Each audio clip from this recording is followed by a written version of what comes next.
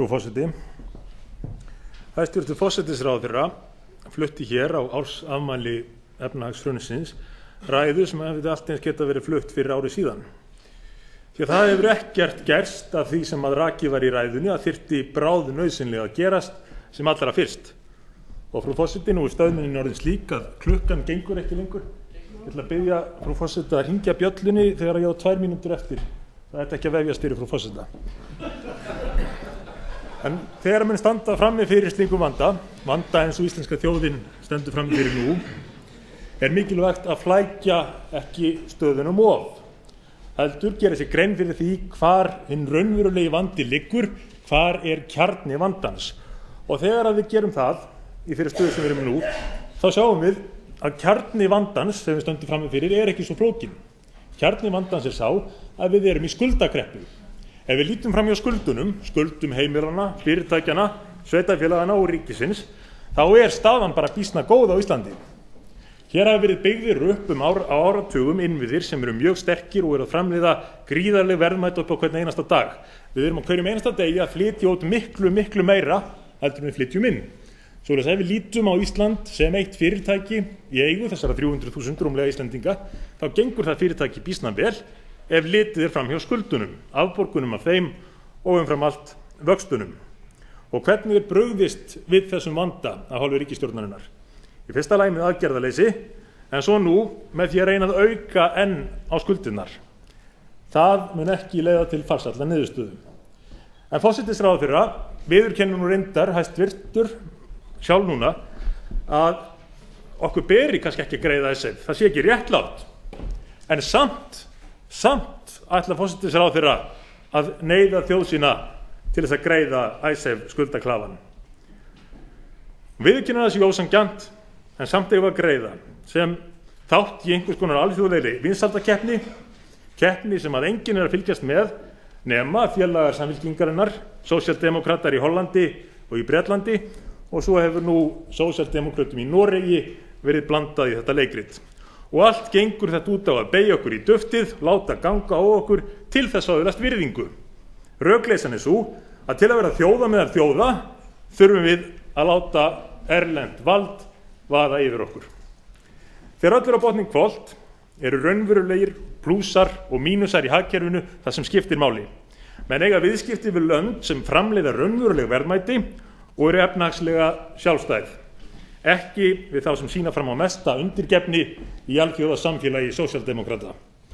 Og til hvers eru þessi lán frá Alþjóðagjaldeyrissjóðnum sem eru nefnd sem helsta röksemdin fyrir því að við verðum að láta undan, gera það sem við vitum að er raunverulega ekki rétt. Þau eru til þess að styrkja gengi krónunnar með einhverjum illskiljanlegum hætti. Því það hefur komið fram í máli hæstvirts fjármálaráðherra og raunar hæstvirts forsætisráðherra líka að það standi ekki til að eyða þessum peningum. Það er bara að eiga þá og borga þeim vexti og með því muni gengi krónunnar væntanlega styrkjast. Þó ýmsar renni nú í grun að þeir nota þessa peninga eins og gert hefur verið áður til handleiðslu Alþjóðagjaldeyrissjóðsins til þess að kaupa upp eigin gjaldmiðil. Og hverjir hagnast á því? Það eru þeir sem að sitja hér fastir erlendir fjárfestar sem vilja fá íslensku krónunum sínum skipt á sem hagstæðustu gengi. Þetta er hluti af þeirri stefnu sem Alþjóðagjaldeyrissjóðurinn hefur rekið í ríkjum allan heim aftur og hefur aldrei, ekki eitt einasta skipti, náð þeim árangri sem til var ætlast. Nú síðast í Argentínu 2001 og 2002 kom Alþjóðagjaldeyrissjóðurinn þar að með gríðarlegt fjármagn, skuldir sem síðan lentu á ríkinu, en peningarnir runnu allir út aftur, beint út úr landinu. Svoleiðis að undra að menn hafi áhyggjur af því hvert stefni. Þegar að ríkisstjórnin berst af gríðarlegri hörku fyrir því að taka lán til þess að borga skuld sem við skuldum ekki, til þess að geta tekið ennþá meiri lán, til þess að eyða í að halda uppi gjaldmiðli sem ekki er hægt að halda uppi með lántökum. Eins og svo fjölmargir hagfræðingar hafa bent á, það er ekki hægt að verja gengi gjaldmiðils með lánsfé. Þessi ríkisstjórn gerir nefnilega allt öfugt við það sem ætti að gera við þær aðstæður sem við erum nú í.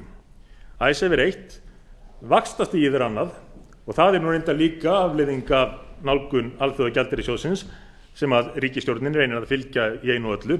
Vaxtastigið hefur ekki aðeins hamlandi áhrif fyrir atvinnulíf og heimili í landinu, það hefur líka í för með sér gríðarlegan beinan kostnað því að ríkið að borga vexti upp á tugi milljarða vegna þessa óeðlilega háa vaxtastigs, vexti sem það ætti ekki að þurfa að greiða við núverandi aðstæður.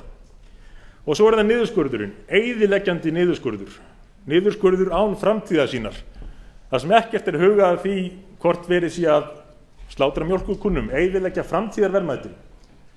Og hverju á niðurskurður á Landspítalanum, þar sem þarf að segja upp hundruðum starfsmanna að skila, að setja þetta fólk allt á atvinnuleysisskrá? Hvernig á það að hjálpa ríkinu að byggja sig upp? Allt þetta vanhugsað og raunar allt öfugt við það sem ríkisstjórnin ætti að vera að gera.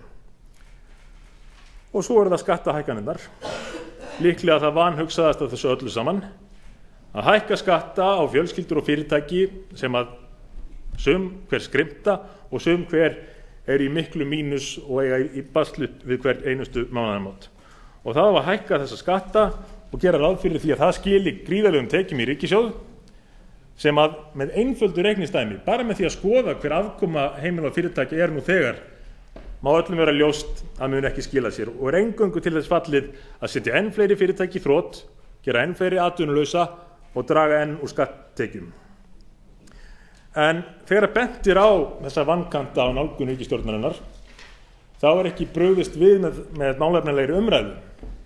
Nei, það brugðist við með árásum, oft tíðum persónulegum árásum á þá sem flytja fréttirnar. Og mestum hæðum náði það nú þegar að samviska ríkisstjórnarinnar, Ögmundur Jónasson, var settur til hliðar fyrir það að benda á að það væri nú kannski ekki allt rétt í nálgun stjórnarinnar og benda á það ofbeldið sem að ríkisstjórnin hefur beitt frá því tók við völdum. Hvernig brugðist við því af hálfu þessari ríkisstjórnar?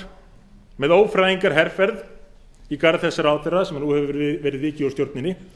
Nú síðast í kvöld vann fréttastofa Sjónvarpsins fyrir nefskattinum, sem hún fær þó ekki allan, með því að segja fyrst í langri frétt frá því hvernig Ögmundur Jónasson og fylgdarsveit hans var að eyðileggja þessa ríkisstjórn og reyna að fella hana, og svo fylgdi í kjölfarið viðtal við einhvern erlendan prófessor sem að einhver samfylkingarmaðurinn væntanlega hafði fundið og var tilbúinn að halda því fram að Icesave-samningarnir væri í rauninni bara býsna góðir og menn ætti að skrifa undir þá. Svona var fréttaflutningur kvöldsins og líklega engin tilviljun. En svona vinnur þessi ríkisstjórn, spuni og ofbeldi í stað rökréttrar umræðu. Þetta ríkisstjórnin sem ætlaði að hafa samráð, ætlaði að breyta vinnubrögðum í íslenskri pólitík. Það fer nú lítið fyrir því. Það ekki einu sinni samráð innan ríkisstjórnarinnar þegar kemur í ljós að einn ráðherrann, hæstvirtur iðnaðarráðherra, vissi ekki einu sinni af orkusköttunum sem búið var að setja inn í fjárlagafrumvarpið og hefðu líklega að óbreyttu sett flest fyrirtæki sem að þurfa að nota mikla orku í þrot. En þetta staðan og það afleitt að staðan sé þessi við þær aðstæður sem að samfélagið í nú. Og það afleitt að það skuli alltaf að gleymst sem að rætt var í október opna stjórnsýslu, samráð og það að læra af reynslunni eins og hæstvirtur menntamálaráðherra nefndi hér áðan. Það endalaust sjónarspil en lítið gert í því að kanna hvað fór raunverulega úrskeiðis. Það má til dæmis nefna það að Kaupþing, sem nú frægt hér fyrir að hafa farið mjög óvarlega í lánveitingum, lánað mjög mikið með að við eigið fé, lánaði að ég til í lok árs 2007 búið að lána 15-faldar eignir sínar, 15-fald eigið fé út á lán.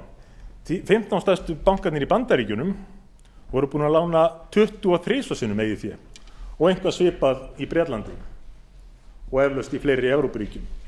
Íslendingar eiga að beita sér fyrir því að margumrætt alþjóðasamfélag læri af reynslu okkar og breyti því sem að aflögu hefur farið. Í stað þess að reyna að taka skellinn fyrir alla aðra, verða að einhvers konar fórnarlömbum fyrir alheimskapitalismann, svoleiðis að menn geti gleymt að laga það sem að aflögu hefur farið. Það mikil kaldhæðni í því fólgin að þessi fyrsta vinstri stjórn Íslandssögunnar sé núna búin að leiða þjóðina undir alþjóðagjaldeyrissjóðinn með sína ægilegu hægri sinnuðu frjálshyggjustefnu og sé að reyna leið að bjarga Evrópusambandinu frá því að horfast í augu við þá galla sem eru á fjármálakerfi þess.